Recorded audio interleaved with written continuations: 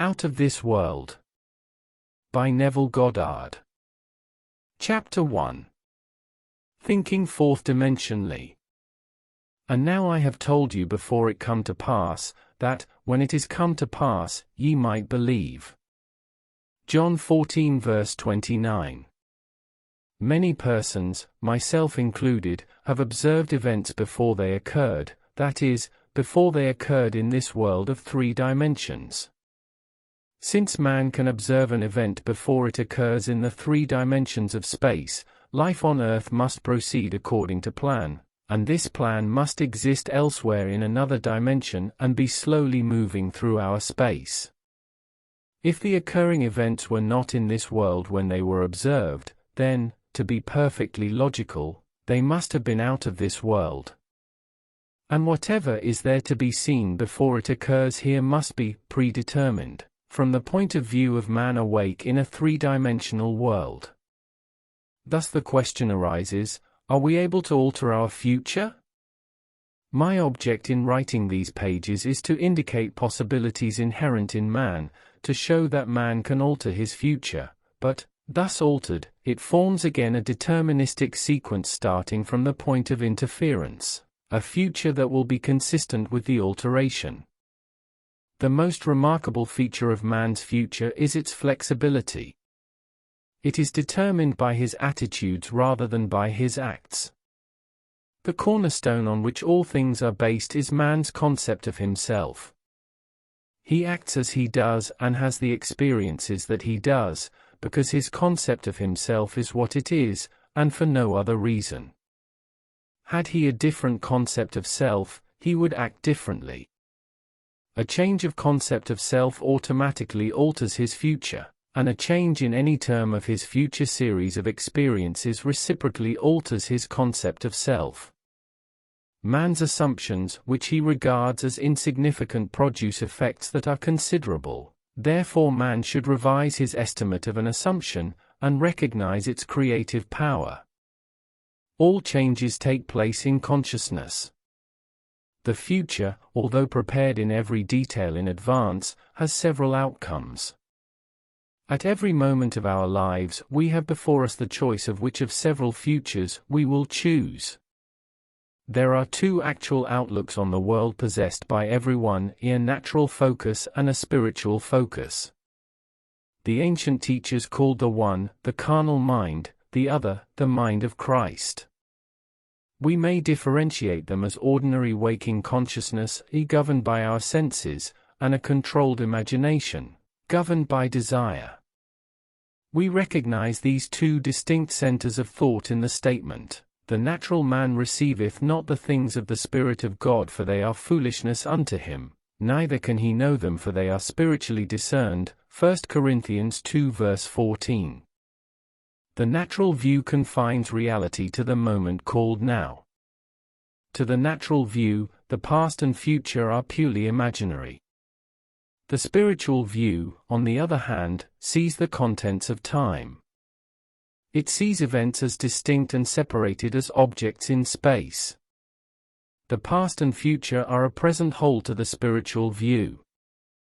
What is mental and subjective to the natural man is concrete and objective to the spiritual man. The habit of seeing only that which our senses permit renders us totally blind to what we otherwise could see. To cultivate the faculty of seeing the invisible, we should often deliberately disentangle our minds from the evidence of the senses and focus our attention on an invisible state, mentally feeling it and sensing it until it has all the distinctness of reality. Earnest, concentrated thought focused in a particular direction shuts out other sensations and causes them to disappear. We have but to concentrate on the state desired in order to see it. The habit of withdrawing attention from the region of sensation and concentrating it on the invisible develops our spiritual outlook, and enables us to penetrate beyond the world of sense and to see that which is invisible. For the invisible things of him from the creation of the world are clearly seen, Romans 1 verse 20. This vision is completely independent of the natural faculties.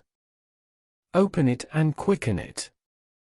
Without it, these instructions are useless, for the things of the Spirit are spiritually discerned.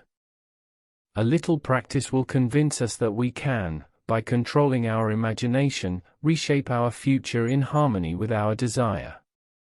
Desire is the mainspring of action. We could not move a single finger unless we had a desire to move it. No matter what we do, we follow the desire which at the moment dominates our minds. When we break a habit, our desire to break it is greater than our desire to continue in the habit. The desires which impel us to action are those that hold our attention.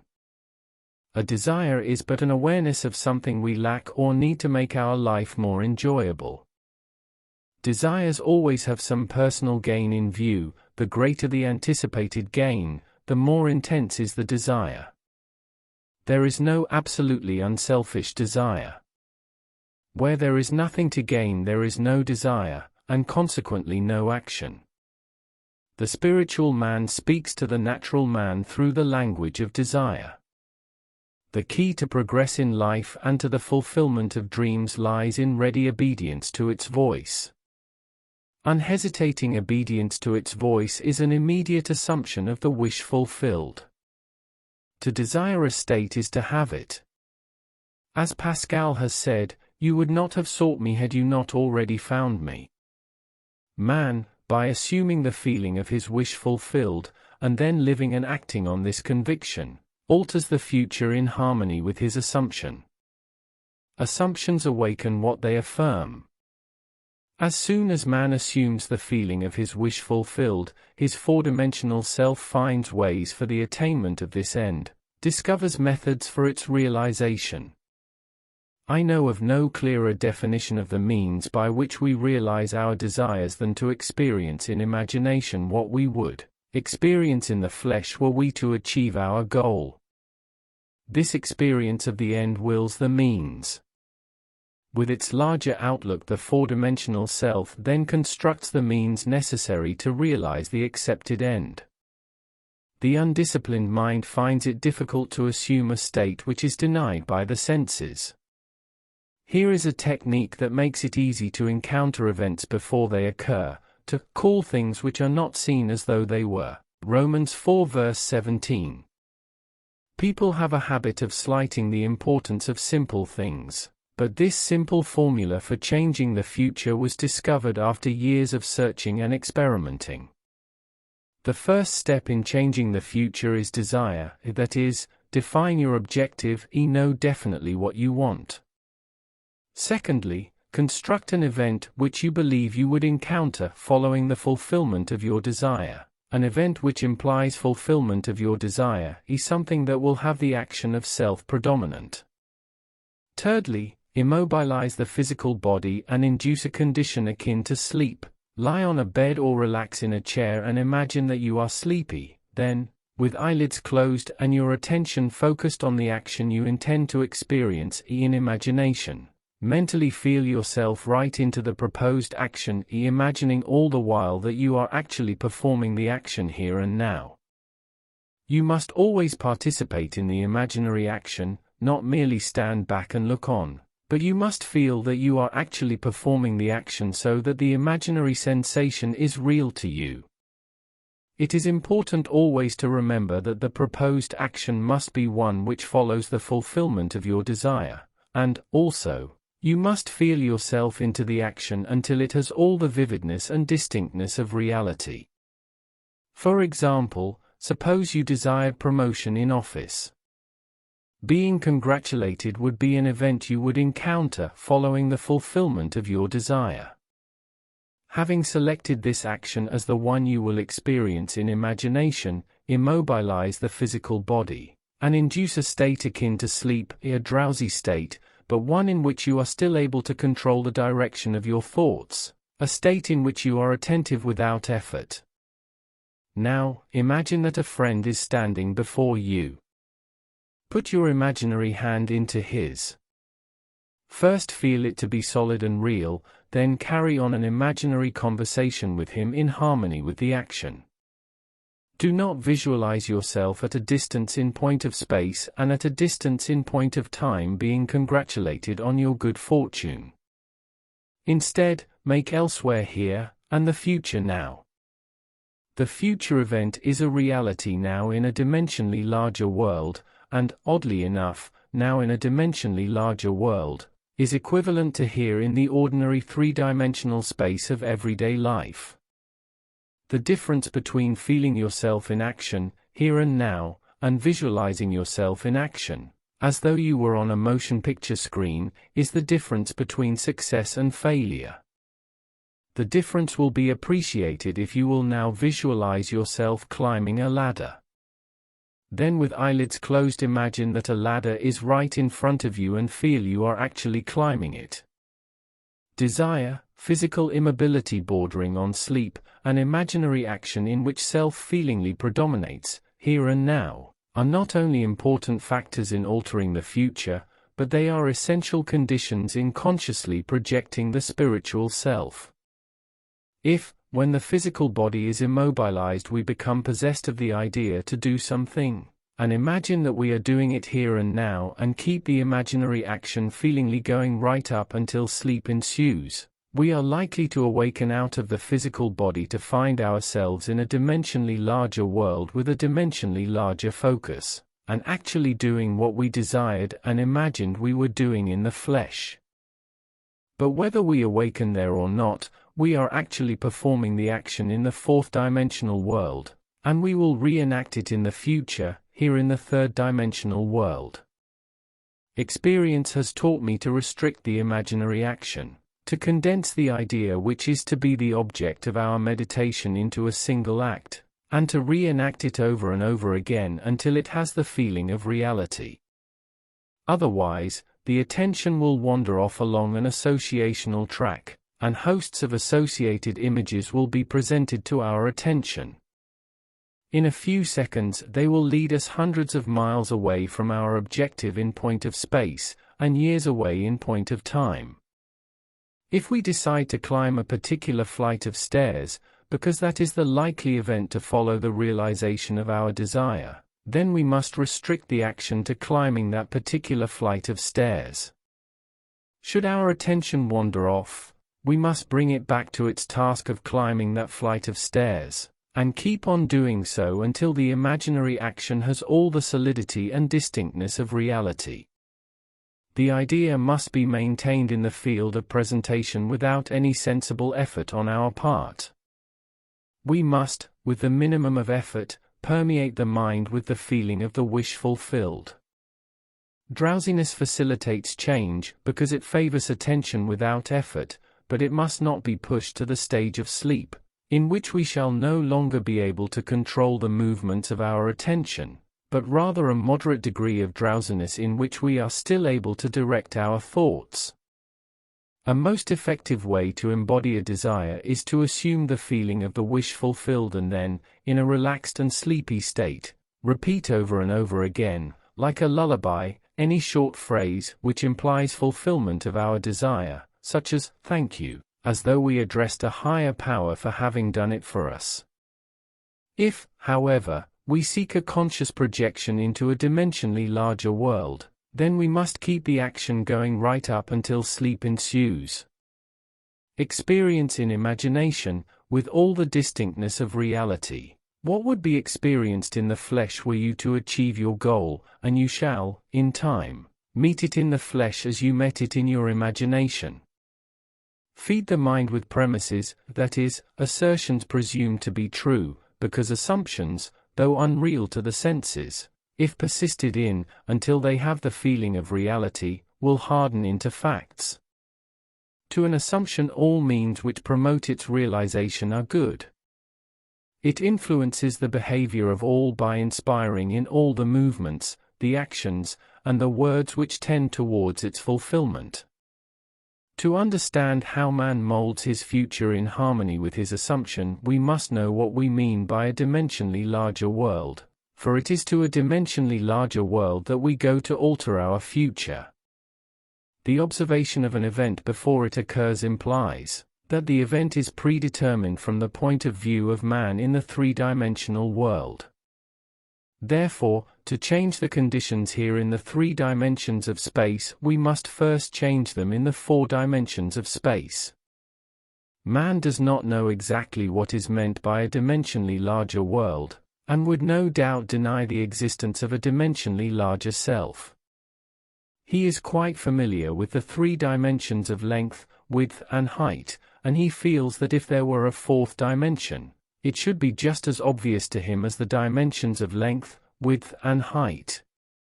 A dimension is not a line, it is any way in which a thing can be measured that is entirely different from all other ways. That is, to measure a solid 4th dimensionally, we simply measure it in any direction except that of its length, width, and height. Is there another way of measuring an object other than those of its length, width, and height? Time measures my life without employing the 3 dimensions of length, width, and height. There is no such thing as an instantaneous object. Its appearance and disappearance are measurable. It endures for a definite length of time. We can measure its lifespan without using the dimensions of length, width, and height. Time is definitely a 4th way of measuring an object. The more dimensions an object has, the more substantial and real it becomes. A straight line, which lies entirely in one dimension, acquires shape, mass, and substance by the addition of dimensions. What new quality would time, the 4th dimension, give which would make it just as vastly superior to solids as solids are to surfaces and surfaces are to lines? Time is a medium for changes in experience because all changes take time. The new quality is changeability. Observe that if we bisect a solid, its cross-section will be a surface. By bisecting a surface, we obtain a line, and by bisecting a line, we get a point. This means that a point is but a cross-section of a line, which is, in turn, but a cross-section of a surface, which is, in turn, but a cross-section of a solid, which is, in turn, if carried to its logical conclusion, but a cross-section of a 4-dimensional object. We cannot avoid the inference that all 3-dimensional objects are but cross-sections of 4-dimensional bodies. Which means, when I meet you, I meet a cross-section of the 4-dimensional you, the 4-dimension self that is not seen. To see the 4-dimensional self, I must see every cross-section or moment of your life from birth to death and see them all as coexisting. My focus should take in the entire array of sensory impressions which you have experienced on Earth plus those you might encounter. I should see them, not in the order in which they were experienced by you, but as a present whole. Because change is the characteristic of the 4th dimension, I should see them in a state of flux as a living, animated whole. If we have all this clearly fixed in our minds, what does it mean to us in this 3-dimensional world? It means that, if we can move along time's length, we can see the future and alter it as we so desire. This world, which we think so solidly real, is a shadow out of which and beyond which we may at any time pass. It is an abstraction from a more fundamental and dimensionally larger world, a more fundamental world abstracted from a still more fundamental and dimensionally larger world, and so on to infinity. The absolute is unattainable by any means or analysis, no matter how many dimensions we add to the world. Man can prove the existence of a dimensionally larger world simply by focusing his attention on an invisible state, and imagining that he sees and feels it. If he remains concentrated in this state, his present environment will pass away, and he will awaken in a dimensionally larger world where the object of his contemplation will be seen as a concrete objective reality. Intuitively I feel that, were he to abstract his thoughts from this dimensionally larger world and retreat still farther within his mind, he would again bring about an externalization of time. He would discover that every time he retreats into his inner mind and brings about an externalization of time, space becomes dimensionally larger. And he would, therefore, conclude that both time and space are serial, and that the drama of life is but the climbing of a multitudinous dimensional time block. Scientists will one day explain why there is a serial universe. But in practice, how we use this serial universe to change the future is more important. To change the future, we need only concern ourselves with two worlds in the infinite series: the world we know by reason of our bodily organs, and the world we perceive independently of our bodily organs. Chapter 2. Assumptions become facts. Men believe in the reality of the external world because they do not know how to focus and condense their powers to penetrate its thin crust. This book has only one purpose: the removing of the veil of the senses, the traveling into another world. To remove the veil of the senses we do not employ great effort. The objective world vanishes by turning our attention away from it. We have only to concentrate on the state desired in order to mentally see it, but to give it reality so that it will become an objective fact, we must focus attention upon the invisible state until it has the feeling of reality. When, through concentrated attention, our desire appears to possess the distinctness and feeling of reality, we have given it the right to become a visible concrete fact. If it is difficult to control the direction of your attention while in a state akin to sleep, you may find gazing fixedly into an object very helpful.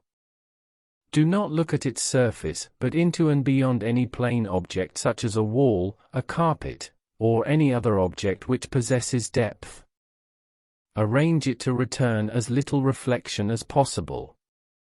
Imagine then that in this depth you are seeing and hearing what you want to see and hear until your attention is exclusively occupied by the imagined state. At the end of your meditation, when you awake from your controlled waking dream, you feel as though you had returned from a great distance. The visible world which you had shut out returns to consciousness, and by its very presence informs you that you have been self-deceived into believing that the object of your contemplation was real. But, if you know that consciousness is the one and only reality, you will remain faithful to your vision, and by this sustained mental attitude confirm your gift of reality, and prove that you have the power to give reality to your desires that they may become visible concrete facts. Define your ideal and concentrate your attention upon the idea of identifying yourself with your ideal. Assume the feeling of being it, the feeling that would be yours were you already the embodiment of your ideal. Then live and act upon this conviction. This assumption, though denied by the senses, if persisted in, will become fact. You will know when you have succeeded in fixing the desired state in consciousness by simply looking mentally at the people you know. In dialogues with yourself you are less inhibited and more sincere than in actual conversations with others, therefore the opportunity for self-analysis arises when you are surprised by your mental conversations with others. If you see them as you formerly saw them, you have not changed your concept of self, for all changes of concepts of self result in a changed relationship to your world. In your meditation allow others to see you as they would see you were this new concept of self a concrete fact. You always seem to others an embodiment of the ideal you inspire. Therefore, in meditation, when you contemplate others, you must be seen by them mentally as you would be seen by them physically were your concept of self an objective fact, that is, in meditation you imagine that they see you expressing that which you desire to be. If you assume that you are what you want to be, your desire is fulfilled, and, in fulfillment, all longing is neutralized.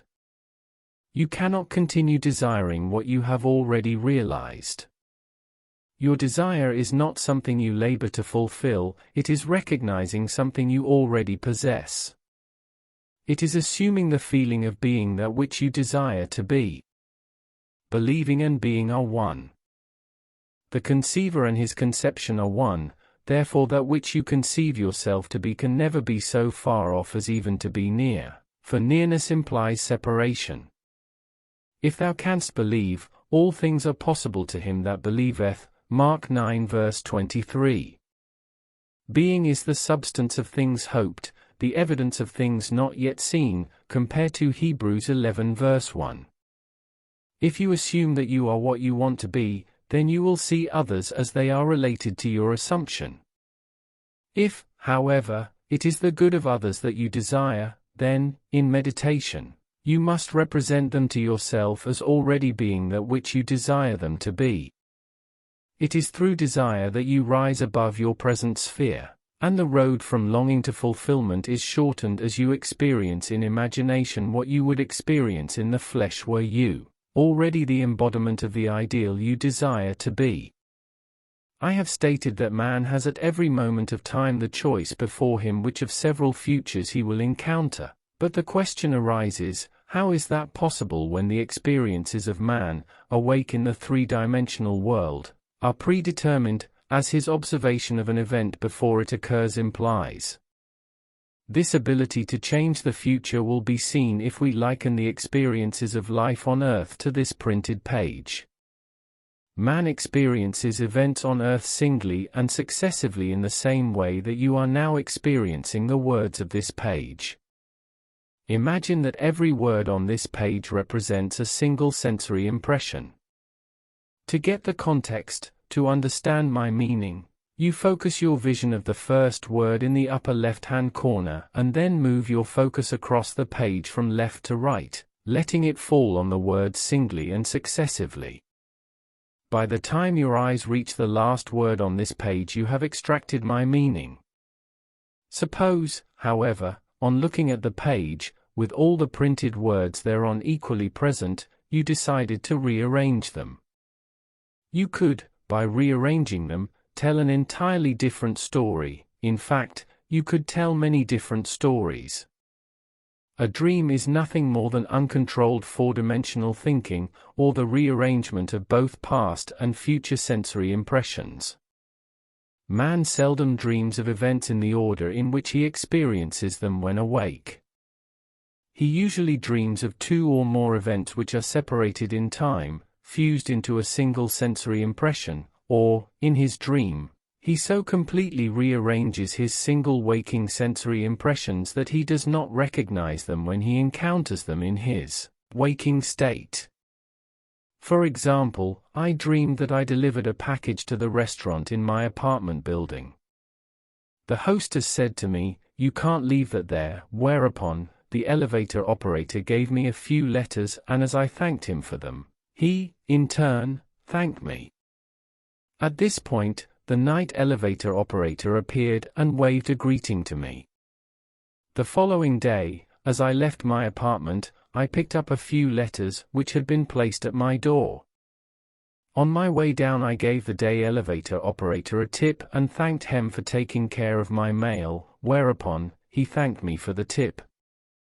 On my return home that day, I overheard a doorman say to a delivery man, "You can't leave that there." As I was about to take the elevator up to my apartment, I was attracted by a familiar face in the restaurant, and, as I looked in, the hostess greeted me with a smile.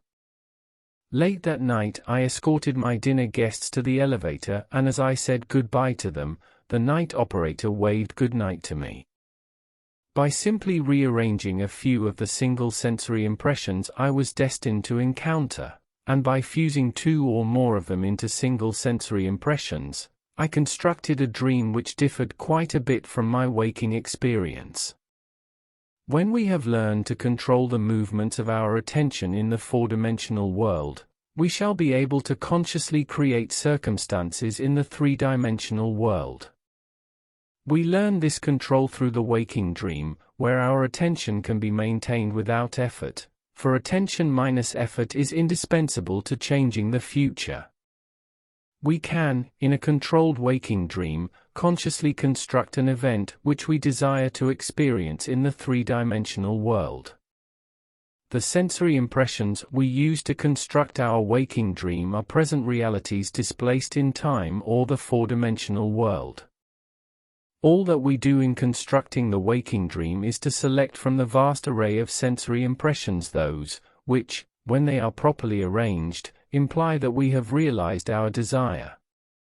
With the dream clearly defined, we relax in a chair and induce a state of consciousness akin to sleep, a state which, although bordering on sleep, leaves us in conscious control of the movements of our attention.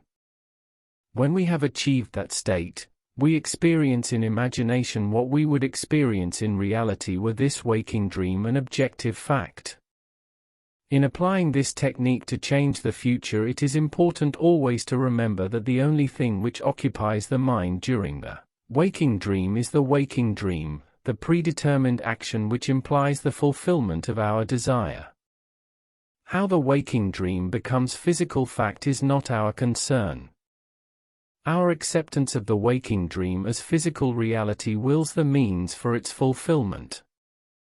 Let me again lay the foundation of changing the future, which is nothing more than a controlled waking dream. Define your objective. Know definitely what you want. Construct an event which you believe you will encounter following the fulfillment of your desire, something which will have the action of self-predominant, an event which implies the fulfillment of your desire. Immobilize the physical body and induce a state of consciousness akin to sleep. Then, mentally feel yourself right into the proposed action, imagining all the while that you are actually performing the action here and now, so that you experience in imagination what you would experience in the flesh were you now to realize your goal. Experience has convinced me that this is the perfect way to achieve my goal. However, my own many failures would convict me were I to imply that I have completely mastered the movements of my attention. I can, however, with the ancient teachers say, this one thing I do, forgetting those things which are behind, and reaching forth unto those things which are before, I press toward the mark for the prize. Philippians 3 verses 13 and 14. Chapter 3. Power of Imagination. Ye shall know the truth, and the truth shall make you free. John 8 verse 32. Men claim that a true judgment must conform to the external reality to which it relates. This means that if I, while imprisoned, suggest to myself that I am free and succeed in believing that I am free, it is true that I believe in my freedom, but it does not follow that I am free, for I may be the victim of illusion. But, because of my own experiences, I have come to believe in so many strange things that I see little reason to doubt the truth of things that are beyond my experience.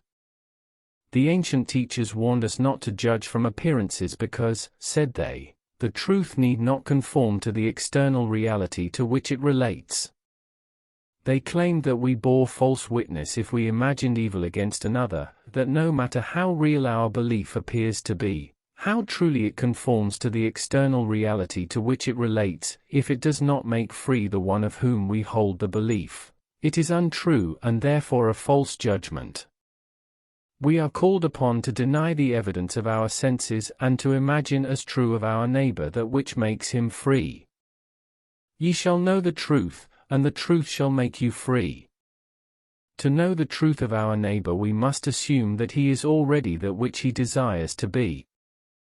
Any concept we hold of another that is short of his fulfilled desire will not make him free and therefore cannot be the truth. Instead of learning my craft in schools where attending courses and seminars is considered a substitute for self-acquired knowledge, my schooling was devoted almost exclusively to the power of imagination. I stayed for hours imagining myself to be other than that which my reason and my senses dictated until the imagined states were vivid, as reality is so vivid that passerby became but a part of my imagination and acted as I would have them. By the power of imagination my fantasy led theirs and dictated to them their behavior and the discourse they held together, while I was identified with my imagined state. Man's imagination is the man himself, and the world as imagination sees it is the real world, but it is our duty to imagine all that is lovely and of good report. Philippians 4 verse 8. For the Lord seeth not as man seeth, for man looketh on the outward appearance, but the Lord looketh on the heart. 1 Samuel 16 verse 7. As a man thinketh in his heart, so is he. Proverbs 23 verse 7. In meditation, when the brain grows luminous, I find my imagination endowed with the magnetic power to attract to me whatsoever I desire.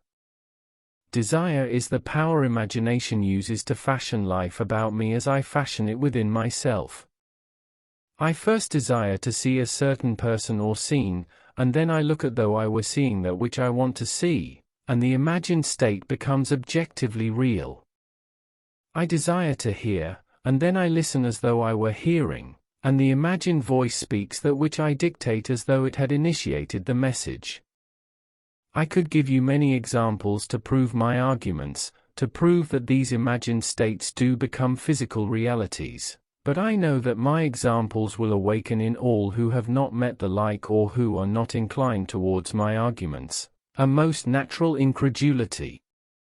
Nevertheless, experience has convinced me of the truth of the statement, He calleth those things which be not as though they were. Romans 4 verse 17. For I have, in intense meditation, called things that were not seen as though they were, and the unseen not only became seen, but eventually became physical realities. By this method, first desiring and then imagining that we are experiencing that which we desire to experience, we can mold the future in harmony with our desire. But let us follow the advice of the prophet and think only the lovely and the good, for the imagination waits on us as indifferently and as swiftly when our nature is evil as when it is good. From us spring forth good and evil. I have set before thee this day life and good, and death and evil. Deuteronomy 30 verse 15. Desire and imagination are the enchanter's wand of fable, and they draw to themselves their own affinities. They break forth best when the mind is in a state akin to sleep. I have written with some care and detail the method I use to enter the dimensionally larger world, but I shall give one more formula for opening the door of the larger world. In a dream, in a vision of the night, when deep sleep falleth upon men, in slumberings upon the bed, then he openeth the ears of men, and sealeth their instruction. Job 33 verses 15 and 16. In dream we are usually the servant of our vision rather than its master, but the internal fantasy of dream can be turned into an external reality. In dream, as in mediation, we slip from this world into a dimensionally larger world, and I know that the forms in dream are not flat two-dimensional images which modern psychologists believe them to be. They are substantial realities of the dimensionally larger world, and I can lay hold of them. I have discovered that, if I surprise myself dreaming, I can lay hold of any inanimate or stationary form of the dream, a chair, a table, a stairway, a tree, and command to awake, while firmly holding on the object of the dream. I am pulled through myself with the distinct feeling of awakening from dream. I awaken in another sphere holding the object of my dream, to find that I am no longer the servant of my vision but its master, for I am fully conscious and in control of the movements of my attention. It is in this fully conscious state, when we are in control of the direction of thought, that we call things that are not seen as though they were. In this state, we call things by wishing and assuming the feeling of our wish fulfilled. Unlike the world of three dimensions where there is an interval between our assumption and its fulfillment, in the dimensionally larger world there is an immediate realization of our assumption. The external reality instantly mirrors our assumption. Here there is no need to wait 4 months till harvest, see John 4 verse 35. We look again as though we saw, and lo and behold, the fields are already white to harvest. In this dimensionally larger world ye shall not need to fight, set yourselves, stand ye still and see the salvation of the Lord with you. 2 Chronicles 20 verse 17. And because that greater world is slowly passing through our three-dimensional world, we can by the power of imagination mold our world in harmony with our desire. Look as though you saw, listen as though you heard, stretch forth your imaginary hand as though you touched. and your assumptions will harden into facts. To those who believe that a true judgment must conform to the external reality to which it relates, this will be foolishness and a stumbling block. 1 Corinthians 1 verse 23. But I preach and practice the fixing in consciousness of that which man desires to realize. Experience convinces me that fixed attitudes of mind, which do not conform to the external reality to which they relate and are therefore called imaginary, things which are not, will, nevertheless, bring to naught things that are. 1 Corinthians 1 verse 28. I do not wish to write a book of wonders, but rather to turn man's mind back to the one and only reality that the ancient teachers worshipped as God. All that was said of God was in reality said of man's consciousness, so we may say, that, according as it is written, he that glorieth, let him glory in his own consciousness, 1 Corinthians 1 verse 31, 2 Corinthians 10 verses 17 and 18. But let him that glorieth glory in this, that he understandeth and knoweth me, that I am the Lord which exercise loving kindness, judgment, and righteousness, in the earth. Jeremiah 9 verse 24. No man needs help to direct him in the application of this law of consciousness.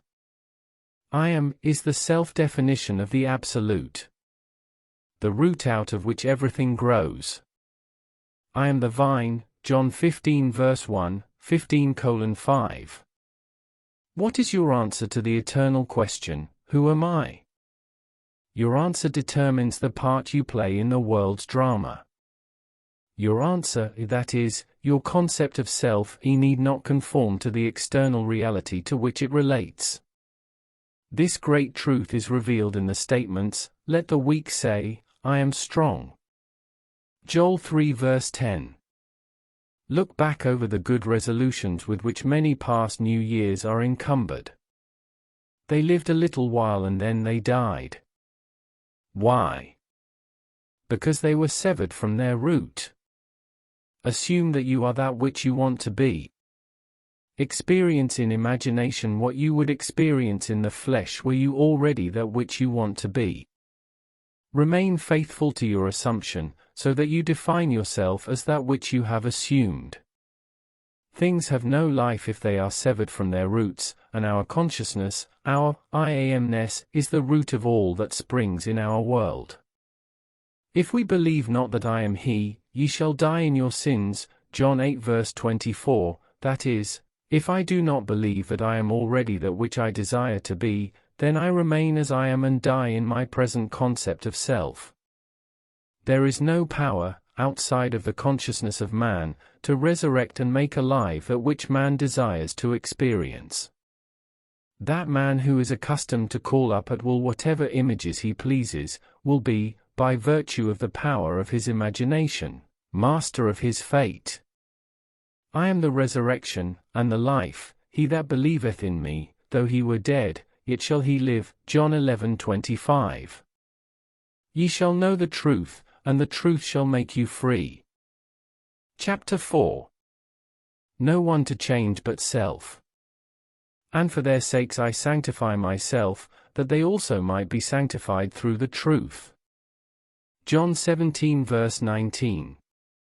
The ideal we serve and strive to attain could never be evolved from us were it not potentially involved in our nature. It is now my purpose to retell and to emphasize an experience of mine printed by me 2 years ago. I believe these quotations from The Search will help us to understand the operation of the law of consciousness, and show us that we have no one to change but self. Once in an idle interval at sea I meditated on the perfect state and wondered what I would be, were I of too pure eyes to behold iniquity, if to me all things were pure and were I without condemnation. As I became lost in this fiery brooding, I found myself lifted above the dark environment of the senses. So intense was feeling I felt myself a being of fire dwelling in a body of air. Voices as from a heavenly chorus, with the exaltation of those who had been conquerors in a conflict with death were singing, He is risen, and intuitively I knew they meant me. Then I seemed to be walking in the night. I soon came upon a scene that might have been the ancient pool of Bethesda, for in this place lay a great multitude of impotent folk, blind, halt, withered, waiting not for the moving of the water as of tradition, but waiting for me. As I came near, without thought or effort on my part, they were, one after the other, molded as by the magician of the beautiful. Eyes, hands, feet, all missing members, were drawn from some invisible reservoir and molded in harmony with that perfection which I felt springing within me. When all were made perfect, the chorus exulted, "It is finished."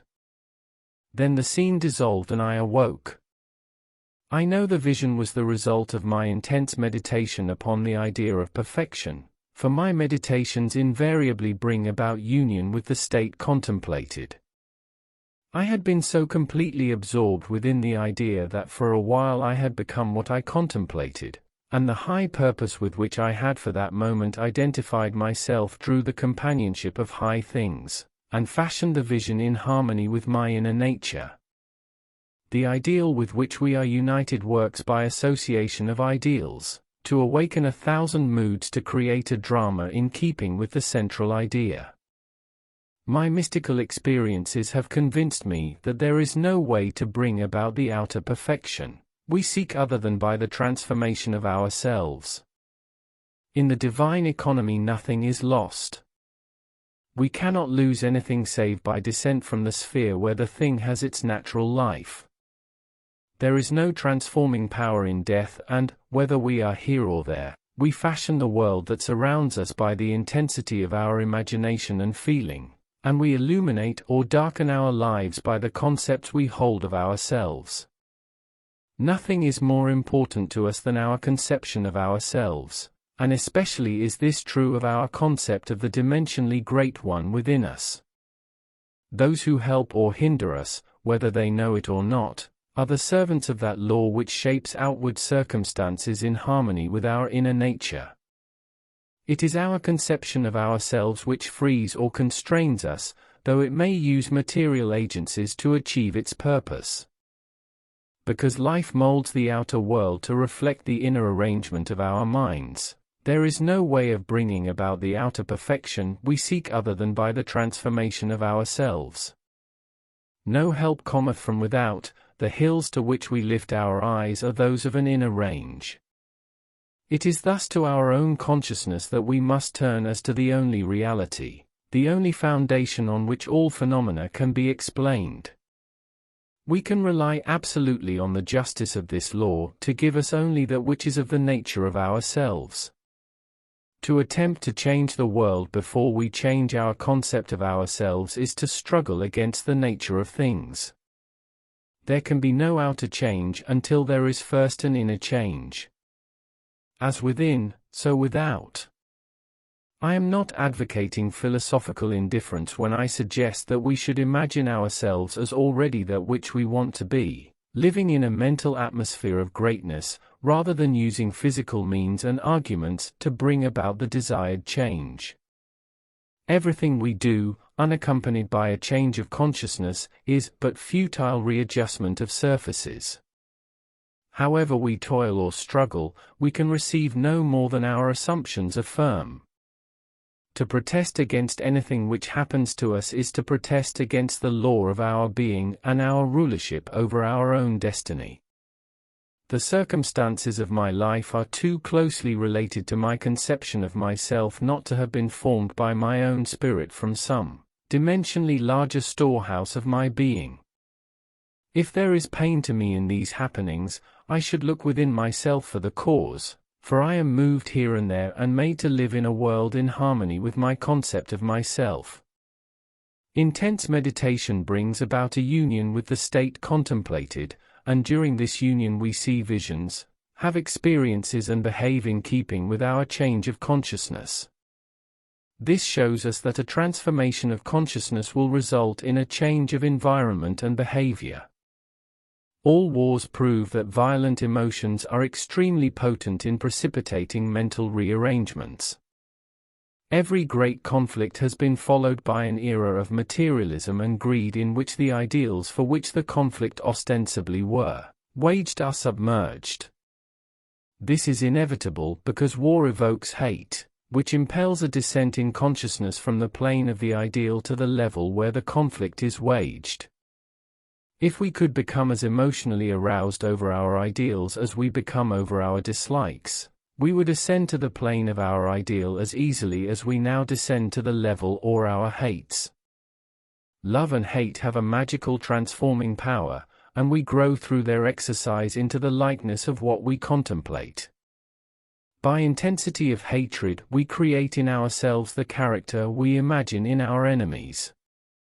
Qualities die for want of attention, so the unlovely states might best be rubbed out by imaging beauty for ashes and joy for mourning. Isaiah 61 verse 3, rather than by direct attacks on the state from which we would be free. Whatsoever things are lovely and of good report, think on these things. Philippians 4 verse 8, for we become that with which we are en rapport. There is nothing to change but our concept of self. As soon as we succeed in transforming self, our world will dissolve and reshape itself in harmony with that which our change affirms. The end.